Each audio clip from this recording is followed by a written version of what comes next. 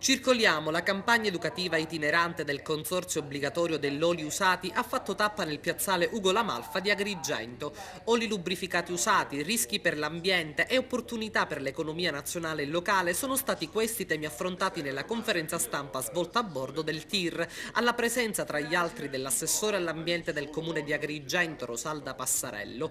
È stato il coordinatore del consorzio Marco Paolilli ad illustrare i dati. Noi amiamo considerare questa campagna itinerante, appunto Circoliamo, come la nostra pietra miliare di comunicazione, perché entriamo in stretto contatto con la pubblica amministrazione, con le associazioni di categoria e soprattutto i cittadini, per cui cerchiamo di valutare, capire le problematiche ambientali di raccolta e vedere come possiamo interagire e aiutare la raccolta di questo rifiuto così impattante e pericoloso per l'ambiente che è l'olio minerale usato.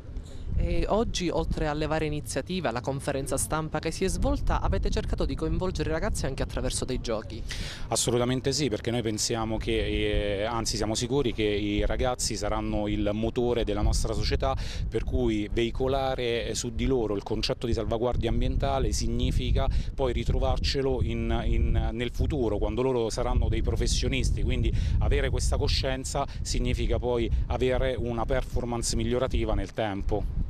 L'olio lubrificante usato è un rifiuto pericoloso che deve essere smaltito correttamente. Se utilizzato in modo improprio può essere estremamente dannoso per l'ambiente e per la salute umana. Basti pensare che circa 4 kg di olio, il cambio di un'auto, se versati in mare possono coprire una superficie grande quanto un campo di calcio.